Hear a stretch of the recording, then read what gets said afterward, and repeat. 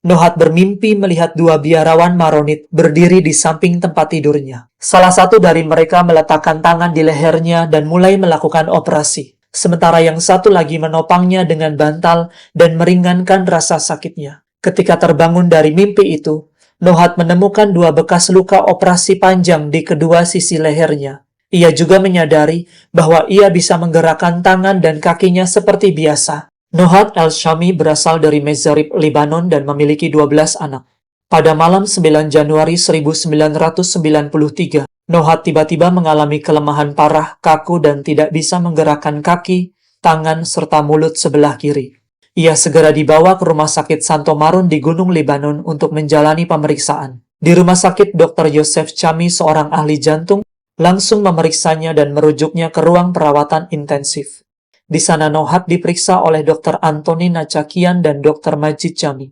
Setelah serangkaian pemeriksaan dan hasil rongsen, para dokter menyatakan Nohat mengalami hemiplegia, lumpuh sebelah, akibat penyumbatan parah pada pembuluh darah di otaknya, 80% di sisi kiri dan 70% di sisi kanan. Para dokter menyimpulkan bahwa tidak ada obat atau perawatan medis yang bisa menyembuhkannya. Namun mereka menyebut masih ada kemungkinan kecil untuk melakukan operasi di masa mendatang dengan mengganti pembuluh darah yang tersumbat menggunakan pembuluh buatan dari plastik. Para dokter menyarankan agar Nohat melakukan rongsen dan pemeriksaan ulang di rumah sakit Hotel Diu 3 bulan kemudian untuk menentukan langkah selanjutnya. Selama 9 hari berikutnya, Nohat dirawat di rumah sakit, diawasi ketat oleh dokter dan perawat untuk melihat apakah kondisinya membaik atau memburuk. Pada saat itu putra sulungnya Sa'ad pergi ke pertapaan Santo Petrus dan Paulus di Anaya, Gunung Lebanon, tempat Santo Charbel dahulu hidup, berdoa dan bermati raga.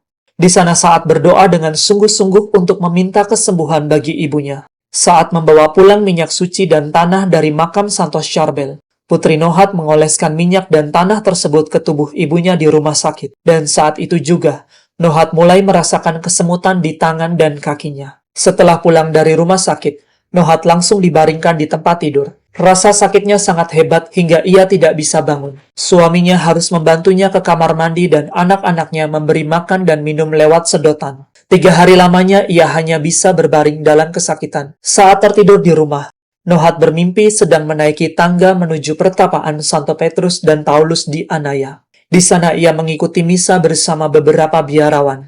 Dan dalam mimpi itu, Santo Charbel sendiri memberikan komuni kudus kepadanya. Pada malam tanggal 22 Januari 1993, Nohat bermimpi melihat dua biarawan Maronit berdiri di samping tempat tidurnya. Salah satu dari mereka meletakkan tangan di lehernya dan mulai melakukan operasi, sementara yang satu lagi menopangnya dengan bantal dan meringankan rasa sakitnya. Ketika terbangun dari mimpi itu, Nohat menemukan dua bekas luka operasi panjang di kedua sisi lehernya. Ia juga menyadari bahwa ia bisa menggerakkan tangan dan kakinya seperti biasa. Ia sembuh total dari kelumpuhan. Malam berikutnya, Nohat kembali bermimpi didatangi Santo Charbel.